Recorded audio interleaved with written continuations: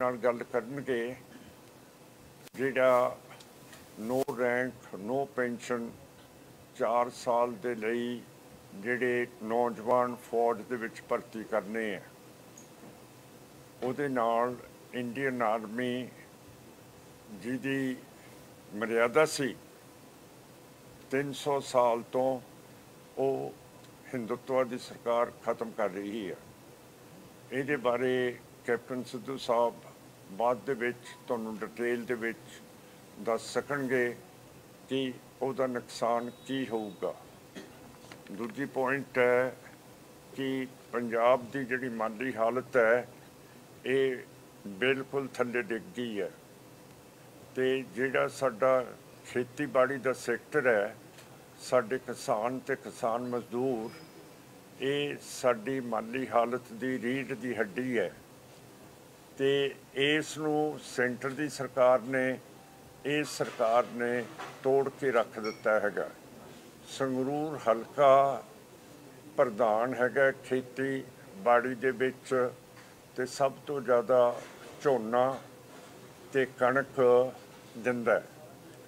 अज दुनिया दे विच घाट पै गई है कणक दी ते सिर्फ संगरूर हल्का हैगा पार्लियामेंट दा जिहड़ा सब तो ज़्यादा इंडिया दे लई दुनिया दे लई अज जिहड़ी अफगानिस्तान तो कणक जा रही है उहदे विच बहुत ही संगरूर हल्के दी हैगी है और दूसरी झोना भी सब तो ज़्यादा संगरूर हल्के तो दिता जाता है।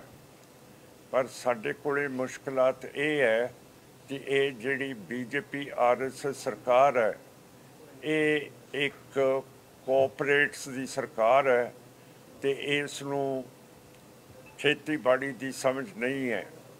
ये खेतीबाड़ी नूं तोड़ना चाहती है जिहदे नाल साडा बहुत नुकसान हो रहा है।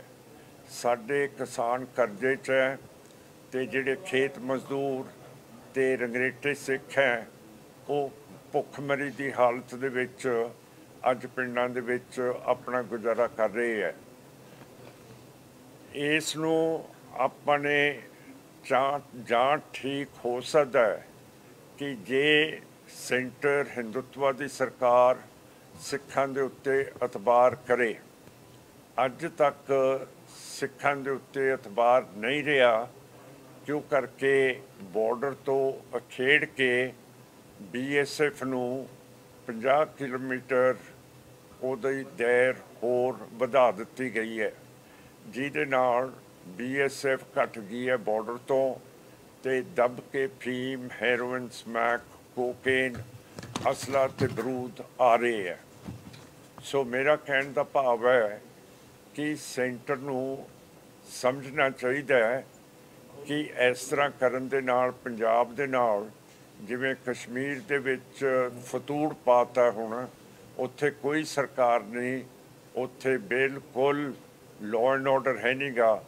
इस तरह के हालात साडे पंजाब दे विच ये पैदा करना चाहती है जिहदे नाल होर सट खेतीबाड़ी नूं पहुंचूगी। साडी पार्टी चाहती है कि पंजाब दा बॉर्डर वाघे तो पाकिस्तान नूं खोलिया जावे जिथे साडियां एजेंसियां साडे व्यापारी साडे ट्रांसपोर्ट वाले उत्थे व्यापार लई लैके जाण। ਇਹਦਾ फायदा ये होगा कि ਜਿਹੜੇ बेरोजगार साडे नौजवान है वो भी ट्रांसपोर्ट के धंधे दे विच खपट हो जाणगे उन्हां नूं भी नौकरियां मिलणीआं। अज तुहानूं शायद पता नहीं है कि पाकिस्तान दे विच कणक की घाट है तो पाकिस्तान हज़ारां किलोमीटर दूरों रूस तो कणक मंगा रहा है कि साडा बन्ना पाकिस्तान दे नाल लगदा है तो असी कणक पाकिस्तान नूं नहीं बेच सकते हैगे। दूसरी चीज़ है कि जिहड़े साडे मिस्त्री सिंह है वो सारे जिन्नी भी मशीनरी खेतीबाड़ी की बनती है वो पैदा करते हैं। पर फर्ज कर लो बटाले तो जे करते हैं वो ट्रक के राही दिल्ली भेजते हैं, दिल्ली तो गुजरात जाता है, गुजरात तो समुंदर के जहाज़ दे विच कराची पहुँचता है, फिर कराची तो लाहौर पहुँचता है, तो फिर जिथों वो मशीन पैदा हुंदी है बटाले तो उत्थे नाल दे पाकिस्तान दे खेतां दे विच सियालकोट है जिहड़ा उत्थे पहुँचदी है। हुण तुसीं दसो कि साडी जिहड़ी मशीनरी बनदी है ये बहुत ज़्यादा वध सकदी है, ਇਹਦੇ ਵਿੱਚ ਬਹੁਤ ਜ਼ਿਆਦਾ ਲੋਕ ਨੌਕਰੀ ਕਰ ਸਕਦੇ ਹੈ, ਕਮਾਈ ਕਰ ਸਕਦੇ ਹੈ, ਪਰ ਇਹਨਾਂ ਨੇ ਦਿੱਲੀ ਵਾਲਿਆਂ ਨੇ ਸਿੱਖ ਕੌਮ ਦੇ ਉੱਤੇ ਸ਼ੱਕ ਕਰਕੇ ਉਹ ਵੀ ਬੰਦ ਕੀਤਾ ਹੋਇਆ। ਹੁਣ ਜਿਹੜਾ ਵਰਲਡ ਟ੍ਰੇਡ ਆਰਗੇਨਾਈਜੇਸ਼ਨ ਹੈ ਉਸ ਨੇ ਇੰਡੀਆ ਤੋਂ ਵੀ ਦਸਤਖਤ ਕਰਾਏ ਹੈ ਕਿ ਤੁਸੀਂ ਬਾਰਡਰਾਂ ਨੂੰ ਖੋਲ੍ਹ ਦਿਓ, ਪਰ ਇੰਡੀਆ ਮਜਬੂਰ ਹੈ ਕਿਉਂ ਕਰਕੇ ਉਹਨਾਂ ਨੂੰ ਅਤਬਾਰ ਨਹੀਂ ਹੈ ਸਿੱਖ ਕੌਮ ਦੇ ਉੱਤੇ। ਇਹਦੇ ਨਾਲ ਮੈਂ ਸਮਝਦਾ ਕਿ ਉਹ ਆਪਣੇ ਨੱਕ ਨੂੰ ਵੱਢ ਰਹੇ ਹੈ ਹਿੰਦੂਤਵ ਵਾਲੇ ਕਿ ਅਸੀਂ ਇਹ ਆਪਣੇ ਮੂੰਹ ਨੂੰ ਪਨਿਸ਼ ਕਰੀਏ ਜਾਂ ਆਪਣੇ ਮੂੰਹ ਨੂੰ ਸਜ਼ਾ ਦਈਏ। ਨੱਕ ਆਪਣਾ ਨੱਕ ਕੱਟ ਕੇ ਆਪਣੇ ਮੂੰਹ ਨੂੰ ਸਜ਼ਾ ਦੇ ਰਹੇ ਹੈ। ਇਹ BJP ਤੇ RSS ਵਾਲੇ ਜਿਹੜਾ ਬਾਰਡਰ ਖੋਲ੍ਹ ਨਹੀਂ ਰਹੇ। ਸਾਡੀ ਪ੍ਰਾਇਓਰਿਟੀ ਹੈ ਕਿ ਇਹ ਬਾਰਡਰ ਖੋਲ੍ਹ ਦਿੱਤਾ ਜਾਵੇ। ਤੀਜੀ ਚੀਜ਼ ਹੈ ਕਿ ਲਾਅ ਐਂਡ ਆਰਡਰ ਬਿਲਕੁਲ ਖਤਮ ਹੋ ਗਿਆ ਹੈ। ਜਿਵੇਂ ਸਰਦਾਰ ਸਿੱਧੂ ਨੂੰ ਮਾਰਿਆ ਗਿਆ ਤੇ ਫਿਰ ਸਰਦਾਰ ਮੂਸੇਵਾਲ ਨੂੰ ਮਾਰਿਆ ਗਿਆ। ਦਿੱਲੀ ਤੋਂ ਪੰਜਾਬ ਦੀ ਸਰਕਾਰ ਭਗਵੰਤ ਜੀ ਨੂੰ ਰਿਪੋਰਟ ਆ ਗਈ ਸੀ IP ਦੀ कि मूसेवाल साहब नूं मार देना। फिर दिल्ली की पुलिस ने रिपोर्ट चीफ मिनिस्टर साहब नूं भेजी कि मूसेवाल साहब नूं मार देना, पर अपने चीफ मिनिस्टर साहब ने उन्होंने बचाउण दी थां उन्हां दी सिक्योरिटी वापस कर ली, जिहदा मतलब है हथ हो सकता है पंजाब सरकार दा भी भाई मूसेवाल नूं मराउण दा। ਇਹਦੇ ਨਾਲ ਕੋਤਾਹੀ ਕੀਤੀ ਹੈ। ਕੋਤਾਹੀ ਕਰਨ ਦਾ ਇੱਕ ਜੁਰਮ ਹੈ IPC ਦਾ, ਅਤੇ ਉਹ ਵੀ ਪੰਜਾਬ ਸਰਕਾਰ ਦੇ ਉੱਤੇ ਜਦੋਂ ਚਲਾਨ ਪੇਸ਼ ਹੋਇਆ ਉਹ ਵੀ ਲੱਗੂਗਾ ਕਿ ਤੁਸੀਂ ਨੈਗਲੀਜੈਂਸ ਦੇ ਨਾਲ ਅਤੇ ਜਾਂ ਸਾਜ਼ਿਸ਼ ਦੇ ਨਾਲ ਮੂਸੇਵਾਲ ਸਾਹਿਬ ਨੂੰ ਤੁਸੀਂ ਮਰਵਾਇਆ।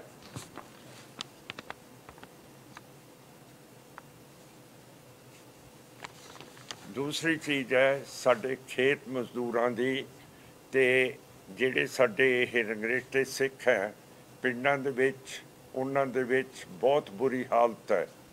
उन्हां दे बच्चों दे तुसीं देख सकदे हो बाहां लत्तां ऐ सुक्कियां पईयां, उन्हां दे कोले कोई खुराक नहीं, फटे हुए कपड़े ने, छोटियां बच्चियां, मावां नूं कोई वेल नहीं कि उन्हां दा सिर वाह देण, उन्हां दे वाल जटां बन गए है। मेरा कहने का मतलब है ना उन्हां दे कोले पढ़ाई लिखाई है, ना खुराक है, ना उन्हां बीबियां दी संभाल हैगी है छोटी बेबियां दी। सो मेरा मतलब कहने का है कि एक कमरा एक रंगरेटे सिख दा पिंड दे विच उहदे विच मियाँ बीबी भी सौंदे है, जे उन्हां दी नूंह ते मुंडा है वो भी उस कमरे च सौंदे है, जे उन्हां दी विआही हुई लड़की घरे अपने जवाई नाल आउंदी है वो भी इसे कमरे सौंदे है। सियाल दे विच जदों शीतल ते ठंडी सर्दी हो जाती है फिर मझ भी उस कमरे दे विच सौंदी है। हुण इंदिरा गांधी जी जिन्हों असी कहते हैं कि बहुत वड्डी प्राइम मिनिस्टर सीगी, उन्हें कहा सीगा हरेक दे लई रोटी कपड़ा मकान असी देवांगे। साडे रंगरेटे सिखां दे लई ना रोटी है, ना कपड़ा है, ना मकान है। इहदे बारे सरकार ने की करना है? पिछली सरकार ने सारा जिहड़ा रंगरेटियां दे लई पैसा सेंटर तो आया सी वो खुरद-बुरद करता है, ते असी चाहुंदे हैं कि वो वापस होवे ते ट्रुप दा ख्याल साडे गरीब लोकां दे उत्ते ਜਿਹੜੇ ਪਿੰਡਾਂ ਦੇ ਵਿੱਚ ਇਹੋ ਜਿਹੇ ਹਾਲਾਤਾਂ ਦੇ ਵਿੱਚ ਰਹਿੰਦੇ ਹੈ, ਭੁੱਖਮਰੀ ਸਟਾਰਵੇਸ਼ਨ, ये बड़ा सीरीयस एक इंटरनेशनल जुर्म है कि तुसी अपने लोगों की रोटी कपड़ा मकान बंद कर दिता है, जिहड़ा इंडिया ने अज इन्हां दी हालत कीती हुई है। दूसरे पासे है मुसलमानों के उत्ते बहुत जबर हो रहा है। हज़रत मुहम्मद साहब के खिलाफ बहुत गंदे शब्द बीजेपी ते RSS ने कीते है, पर सरकार कहती है ये साडे स्पोक्समैन बीजेपी ने कीते है, सरकार ने नहीं। पर चौथे दिन अमित शाह जी ने एक बयान दिता है कि मैं सारी हिस्टरी है जिहड़ी इतिहास इंडिया की वो मैं तब्दील कर रही हैं, खास करके मुगल राज नवीं किताबों के विच नहीं छापूगा। ਇਹਦਾ मतलब है ये सारा मुसलमानों के खिलाफ RSS ते BJP की पॉलिसी है, तो यदी जिहड़ी जड़ है जिहड़ा मुहम्मद साहब की बेअदबी की है, ये RSS ते BJP की पॉलिसी के मुताबिक उस BJP की स्पोक्सपर्सन ते स्पोक्सपर्सन ने ये बयान दिते हैगे है। तो अमेरिका ने भी कह दिता है कि इंडिया दे विच धार्मिक फ्रीडम खत्म कर दी गई है। असी इहदे बिल्कुल विरोध दे विच है। जिहड़ी पॉलिसी कतलेआम दी कश्मीरियां दे खिलाफ कश्मीर दे विच चल रही है, इहदे बारे मैं एक चिट्ठी लिखी है चीफ सैकटरी नूं, ਉਹਦੀਆਂ ਕਾਪੀਆਂ ਅਸੀਂ ਤੁਹਾਨੂੰ ਦੇ ਦਿੰਦੇ ਹਾਂ। ਕਿੱਥੇ ਹੈ ਜੀ ਰਣਦੀਪ ਸਿੰਘ ਜੀ? ਕਾਪੀਆਂ ਇਹਨਾਂ ਨੂੰ ਦੇ ਦਿਓ। ਇਹ ਤਾਂ ਮੇਰੀ ਹੈ। ਹਾਂਜੀ, ਪਰ ਇਹ ਤਾਂ ਇੱਕੋ ਹੀ ਹੈ ਨਾ ਜੀ। ਰਣਦੀਪ ਸਿੰਘ ਜੀ, ਇੱਕ ਪੈਨਸ਼ਨ ਤੇ ਜਿਹੜੀ ਹੁਣ ਨੋ ਰੈਂਕ ਨੋ ਪੈਨਸ਼ਨ 4 ਸਾਲਾਂ ਦੇ ਲਈ सरकार रिक्रूटमेंट कर रही है, ये बारे साडे चीफ जिहड़े एक्स सर्विसमैन दे चेयरमैन है पंजाब दे, वो तुहानूं दस्सणगे कि इहदा फौज का कितना नुकसान हो जाऊगा। 300 साल तो फौज खड़ी है तो उसका कितना नुकसान होगा कि 4 साल नौकरी देनी है, उहदे च कोई रैंक नहीं दिता जाऊगा, उस तो बाद कोई पेंशन नहीं दी जाऊगी। जो 4 साल खत्म हो जाएंगे 11,000 रुपया दिता जाऊगा उसनों, ते अद्धा 5.5 लाख रुपया वो उस जवान का होगा जिहड़े हरेक महीने वो तनख्वाह चों कट्टिया जाऊगा, तो 5.5 लाख सरकार देगी 4 साल बाद। तो कहते हैं कि 11 लाख रुपया असी उस जवान नूं विदाई का दवांगे। ये नाल सारा स्ट्रक्चर फौज का खत्म हो रहा है। तुहानूं पता है BJP ते RSS साडे सरहदां की हिफाजत नहीं कर सकता। 2020 दे विच 900 स्क्वेयर किलोमीटर टेरेटरी कम्युनिस्ट चीन नूं साडे BJP RSS सरकार ने हथ कढ़ के जिमें कोई किसी नूं गिफ्ट देनी हुंदी है, इस तरह चीन के हथ दे दिते हैगे है। ये बहुत बदनामी की चीज़ है। मैं पहला हुण फिर साडे मुलाजम हैगे है, उन्हां नूं बहुत काम दिता जाता है। जिमें एक इंस्पैक्टर है उसनूं 2-2 3-3 थाने दिते हुए है।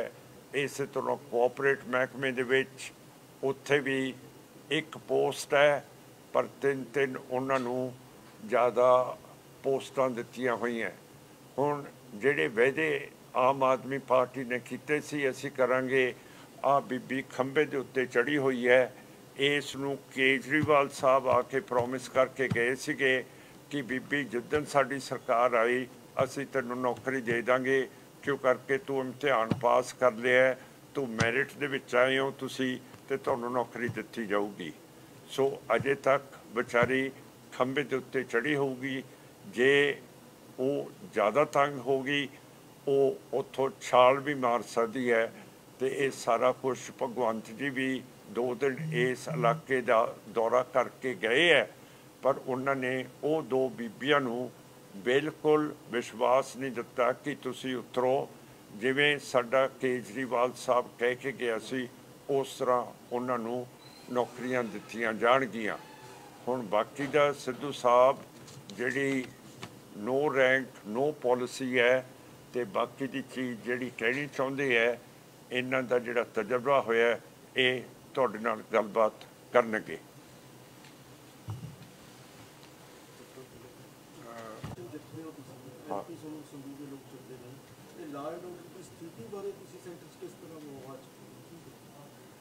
ਦੇਖੋ ਸਰ ਸਾਹਿਬ, ਸਾਡਾ ਇਖਲਾਕੀ ਆਵਾਜ਼ ਹੁੰਦੀ ਹੈ, ਤੇ ਇਖਲਾਕੀ ਆਵਾਜ਼ ਮੰਨੀ ਜਾਂਦੀ ਹੈ। ਜਦੋਂ ਪਹਿਲਾਂ ਮੈਂ MP ਸੀਗਾ ਤੇ ਲਹਿਰਾ ਗਾਗਾ ਮੇਰੇ ਹਲਕੇ 'ਚ ਨਹੀਂ ਸੀਗਾ, ਮੈਂ ਮਹਾਰਾਣੀ ਪਟਿਆਲਾ ਜਿਹੜੇ MP ਸੀਗੇ ਪਟਿਆਲੇ, ਉਹਨਾਂ ਦੇ ਹਲਕੇ 'ਚ ਸੀ।